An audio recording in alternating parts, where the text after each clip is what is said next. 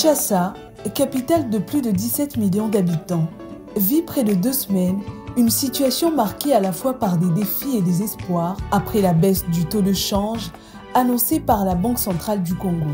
Cette initiative vise à renforcer le franc congolais et à protéger le pouvoir d'achat des citoyens. Pour le Congolais, vivant avec environ 2 dollars américains par jour selon la Banque mondiale, cette mesure se traduit déjà par une lueur d'espoir, même si les efforts concrets se font encore attendre sur certains marchés.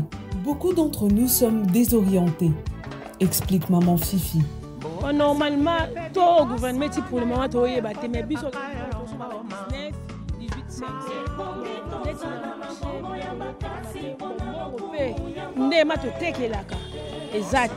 Sur les marchés, certains commerçants constatent qu'il y a baisse des prix de certains produits alimentaires, mais le flux de vente laisse à désirer. Mais pour qu'on ne consomme pas de $, dollar, ce qu'on va na taux du jour. Par exemple, on va changer à 28 500. Il y a des gens qui à 29 500 pour 30 000.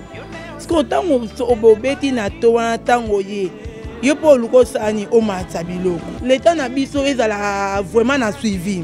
N'engé dollar et kiti boye.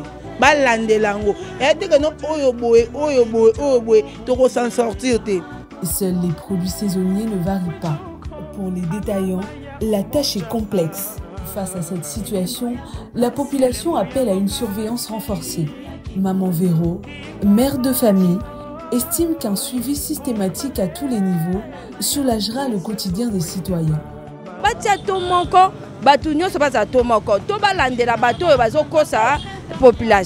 Dans certains quartiers de Kinshasa, l'appréciation du franc congolais est perçue positivement, notamment pour le paiement des loyers ou des frais scolaires, souvent libellés en dollars.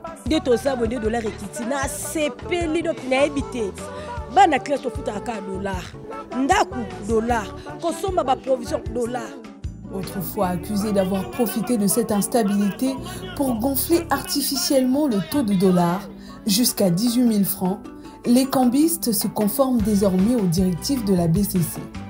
Avec l'État, de comprendre que non, ils ont bagé au bureau d'échange de la Bisso. Pourquoi? On peut changer à 18 000. Et à Yokomukuna, on peut changer à 18 000. Déjà, ça lui perd. Parce que pour avoir les dollars, c'est difficile pour avoir des dollars. Il faut dire qu'il y a 10 pour 500 dollars que vous offrez. Alors, comme on a un exemple dimanche passé, on a changé à 19 000. On a 20 000. On a un bureau d'échange de 19 000. Alors j'étais obligé de faire 18 000 pour moi quelque chose de colo. Et puis remarquer na habitude d'année, se trouver toqué là-bas, on a mis 20 000, il faut en 19 000 pour que ce que comme 19 500, dans ça la pertité dans ça na mouvement na rythme. Une question se pose, pourquoi la baisse du dollar ne se traduit-elle pas directement par une baisse des prix? Selon Al-Kitenge, économiste, l'économie congolaise repose largement sur le secteur informel, ce qui explique certaines fluctuations sur le terrain. Cependant, cette situation n'entrave pas les investissements. L'action proactive de la BCC et du gouvernement inspire confiance et stabilise progressivement le marché, souligne-t-il. Notre économie est majoritairement dans l'informel, y compris pour des métiers aussi régulés que le bureau de change. Nous nous retrouvons malheureusement, comme vous le savez très bien, avec des gens qui jouent dans la rue.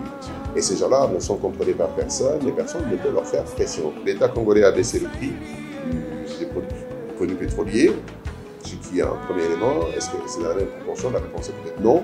Mais également, on a un certain nombre de biens de première nécessité dont les prix commencent à baisser. Et donc, à côté de ce qui est conjoncturel, il faudrait bien que nous soyons en mesure de développer notre production locale pour être en mesure d'imposer le franc congolais dans l'économie congolaise. Pour l'instant, il y a largement plus de devises que l'on en a besoin. Et la Banque centrale montre les muscles en disant « je peux encore en injecter davantage ». Mais ça ne devrait décourager aucun investisseur. Le gouverneur de la BCC, André Wameso, lors de son passage à Top Congo, a détaillé la stratégie adoptée pour stabiliser le marché des changes, confirmant ainsi l'engagement du gouvernement à protéger le pouvoir d'achat et à renforcer la confiance dans la monnaie nationale. Si les résultats résultats ne sont pas encore immédiatement visibles, de nombreux observateurs estiment que la politique de la BCC est un pas décisif vers la stabilisation économique. À long terme, elle devrait renforcer la confiance des marchés et améliorer le quotidien des Congolais. Un pari ambitieux, mais porteur d'un véritable renouveau pour l'économie nationale.